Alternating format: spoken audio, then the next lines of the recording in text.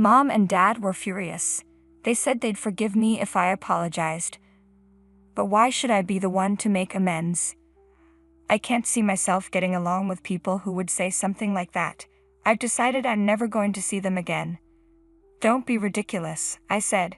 If that's your attitude, I'm divorcing you. Leave. Actually, I was about to leave anyway, he replied. My name is Jade and I'm a 30-year-old office worker. Recently, my boyfriend Harry proposed to me. We met at a meetup for online gamers, and he's 7 years older than me. He's kind, accepting, and understands how important my work is to me. He gives me the space I need, which I really appreciate. However, now that he's proposed, I'm unsure what to do. I hadn't really considered marriage before. It feels like a binding commitment, and I worry it might take me away from my work, which I love. I don't have hobbies, and I'm not sure what to do on my days off. My previous boyfriends left me because they couldn't handle my focus on work. They expect me to adjust my schedule for their work. They'd say, men want to be in control and expect women to handle housework. That's why I never saw marriage as a happy ending. Harry's proposal is different. I asked him if he really understands that I'm not quitting my job. Of course not, he said. We can share housework, and if we don't have much time together because of work, that's fine with me. I've lived alone for a long time and I'm used to it. I also have hobbies and know how to spend time on my own. Why do you want to marry me then? I asked. It's just that, despite everything you've said, I don't want you to be with anyone else. Even if we only see each other on weekends or live apart, I want us to be officially married. I want us to make a lifelong vow to love each other. It's a selfish request, but if you're not comfortable with marriage, we can consider common law marriage instead. His understanding and willingness to compromise made sense to me. I realized I could manage married life with him without changing who I am. So I decided to marry Harry. When I told my family and friends, they were all shocked, especially since I had previously said I had no intention of getting married. My mother was in tears, overwhelmed with happiness. It made me realize how much it meant to her. Despite always telling me to live my life as I wished, I knew she had always hoped to see me married. I'm overjoyed to see the smile on my mom's face. I'm glad I decided to get married. We've had our wedding and started our new life together as husband and wife. We've moved into our new house, unpacked, and sorted through all the complicated paperwork. Harry suggested we spend a night at his parents' house since they're hosting a family gathering this Saturday. I need to make sure I don't come off as rude, I said. Don't worry about it, Harry reassured me. My parents are quite elderly, and they'll probably see you more as a granddaughter than a daughter-in-law, so you don't need to be overly concerned. His words eased my anxiety a bit. I did want to make a good impression, so I agreed to join him at the gathering. I decided to call my mom to see if there was anything specific I should be aware of when visiting his family. Given that all the relatives would be there, I wanted to be prepared. Since my dad passed away when I was young, my mom has been my sole support. I love and respect her deeply, and I always turn to her for advice. Should I bring something with me? I asked. Yes, she replied. It's a good idea to offer to help with the preparations, but don't overdo it. If they need assistance, be ready to do what they ask. Also, don't forget to bring some gifts. Got it. Thanks, Mom, I said, feeling much more at ease after our conversation. I'm confident that everything will go smoothly. On the day we head to Harry's parents' house, I'm ready to make a positive impression and embrace this new chapter in our lives. I felt completely prepared as Harry drove us to his parents' house. After about 40 minutes, we arrived. It had been since the wedding that I had seen my in-laws and the extended family. Harry had assured me they were all looking forward to meeting me, which eased my nerves and made me excited. Upon arrival, I could hear the lively chatter of the relatives inside, and it seemed they might already be dining. Harry led me into the living room where we were warmly greeted. "Oh, you're here. Come in. Come in," his parents said, inviting us to join them. "Sit down, let's toast once more." Harry's parents appeared a bit tipsy but cheerful. We settled in and enjoyed our drinks. I took out the gift I had brought for them. "Oh, thank you so much," they said. "Is there anything we can help with?" I pulled out my apron ready to assist. No, there's no need," they insisted. "Just relax and enjoy yourself." I was slightly surprised by their insistence that I should simply enjoy the evening. Harry's parents, who are quite elderly, his mother is 68 and his father is 72, seemed to treat me as if I were their granddaughter, just as Harry had mentioned. We continued with dinner and then Harry's mother came over to chat. "Here's another beer," she said, handing me a drink. "The wedding was wonderful, wasn't it?" I thanked her, but then she added something unexpected. "If I had one complaint," she said, "it would be about your mother." I was taken aback. "What do you mean?" "Well, the scar on her face. It's rather hard to look at." My face fell as I processed her words. "Excuse me." The comment about my mother's scar really soured the festive atmosphere. Harry's mother's remark about how my mom's scar was noticeable, despite her efforts to cover it with makeup, felt like a cruel jab. "If I had a scar like that, I wouldn't have attended the wedding," she said. I was stunned. I couldn't believe she was insulting my mother. Then Harry's father joined in. "Well, it's understandable," he said. "You don't have a father, so having another parent at the wedding must have been awkward. Even with the scar, she had to come, even if it was embarrassing." I was incredulous. What on earth were they saying? My mother's scar was a result of a tragic accident. When I was a child, she had been sitting in the back seat with me for safety while my dad drove. A speeding car from the opposite lane crashed into us. My father swerved but ended up crashing into a pole, and he died on impact. To protect me, Mom shielded me with her body, and a shard of glass from the front window lodged into her face, causing severe injuries. It seemed Harry's parents didn't know this. I looked at Harry, who was aware of the details. His discomfort was palpable as he stared at his plate, eating silently. "You're not going to say anything?" I asked, feeling utterly betrayed. I was deeply disappointed in him. His parents were making fun of my mother, and he wasn't standing up for her. The fact that my in-laws were laughing and mocking my mother in front of the relatives was beyond unacceptable. I couldn't let this go. "Excuse me," I said, my voice firm. "Why would you say something like that? Didn't you even consider why my mother has that scar?" Their surprise was evident, and the room fell into an uneasy silence. The relatives watched in stunned silence, taken aback by my outburst. "She got that scar while protecting me during the accident where we lost my dad," I continued. "If she hadn't shielded me, I could have been seriously injured or worse." I shook my head, feeling disgusted. Making fun of someone's scars without knowing their story is incredibly childish. "I'm sorry, but I'm going home," I said, turning on my heel. The room was thick with discomfort.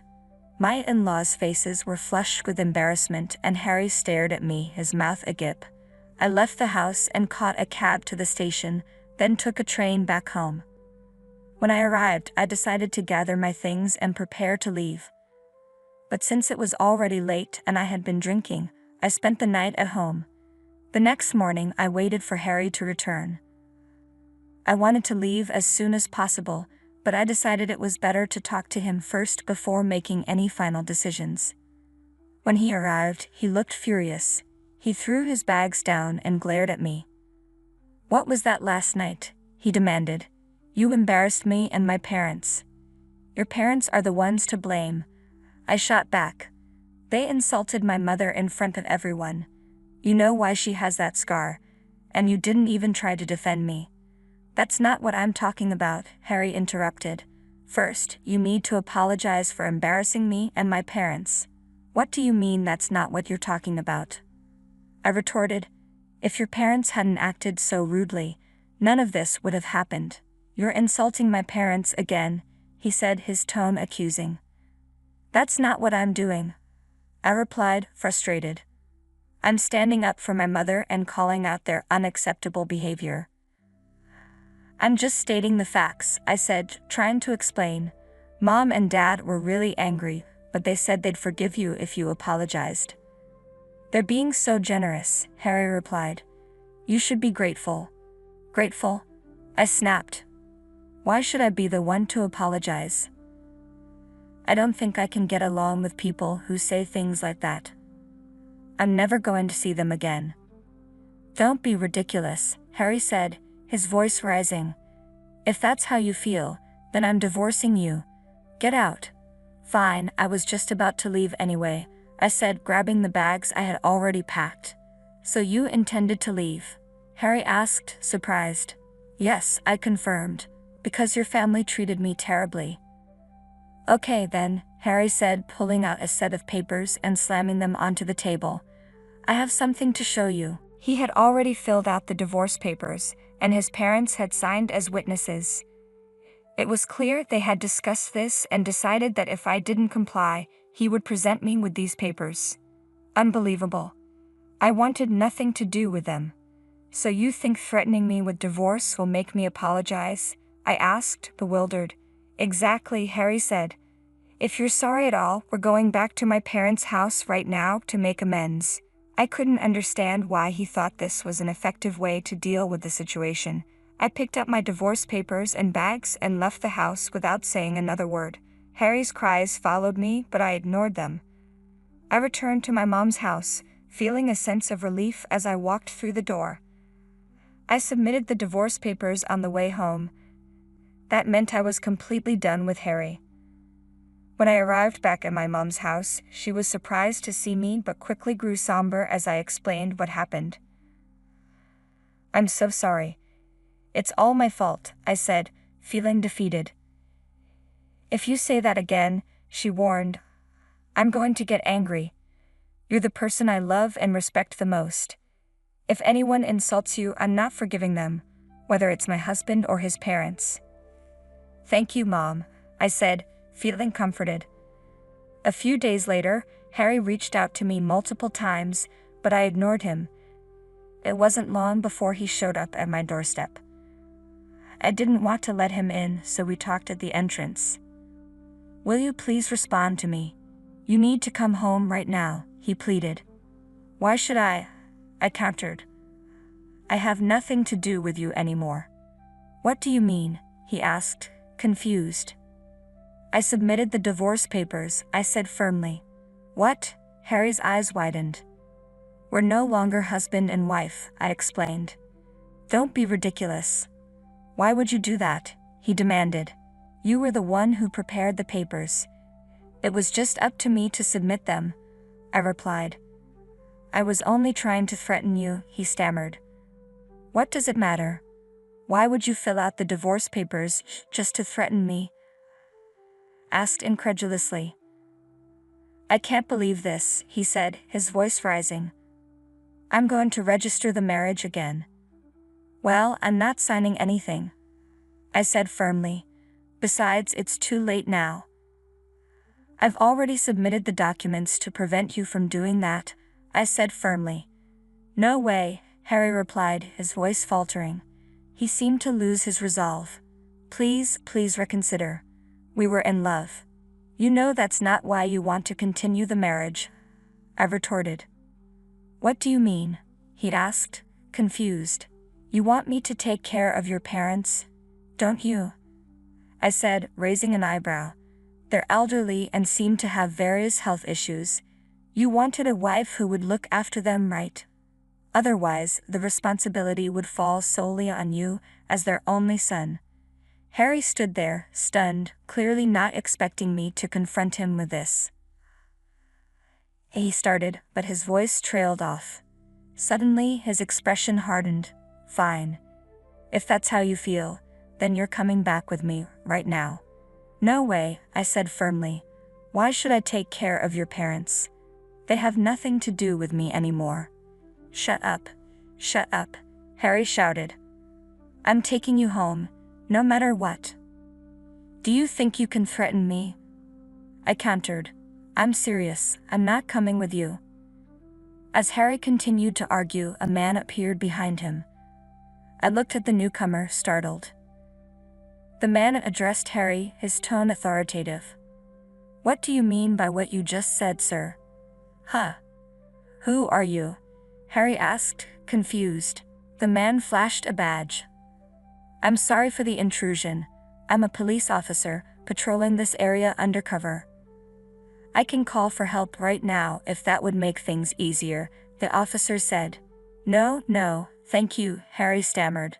"Are you stalking this woman?" the officer asked. No, I'm her husband," Harry replied. "Her husband? But it sounds like there's trouble here," the officer said, glancing at me. "He's my ex-husband," I interjected. "We're divorced and he's been stalking me." What are you saying?" Harry protested. The officer turned to him. "Can you please explain what's going on? I'd like you to come to the station with me." "No way," Harry said, panicking. "I just wanted to talk. I'll come another time." With that, Harry fled in a panic. "Mitch, are you okay?" I asked, still shaken. "You surprised me, Jade," Mitch said. "I didn't expect you to turn up like this." Mitch, a police officer, was an old friend from childhood. He had recently been assigned to the station nearby. "I'm glad you were patrolling," I said. "Thanks," Mitch replied. "I actually received a call from your mom." "Huh?" I looked inside the house to see my mom smiling at me. "She lives alone, so I was worried," Mitch explained. "I decided to check in on her from time to time." "I didn't know," I said, touched. "We planned to surprise you when you came back," Mitch said with a smile. We moved to the living room and talked about everything that had happened. I filled Mitch in on the situation with Harry. Mitch advised me to file a restraining order, which I did immediately. This allowed me to completely sever ties with Harry and his family. By the way, a mutual friend mentioned that Harry's parents are now struggling with severe back and leg pain, and Harry is juggling caring for them with his job. He's unable to remarry and is stuck managing his parents' needs while working. Serves him right, I thought. As for me, I'm thriving in my work and there's been a wonderful development. I've married my childhood friend, Mitch. We're now happily living together with my mother. The in-laws were unbelievable. It wasn't just that they were old and out of touch. It was their complete lack of empathy. "I can't believe Harry didn't even stand up for me," I said. "I'm glad Jade found someone who truly understands her." Mitch added, "Congratulations to her. I hope she finds lasting happiness with her family," he continued. "Thanks for sticking around until the end," Mitch said. "Please subscribe to our channel if you enjoyed this video. See you next time."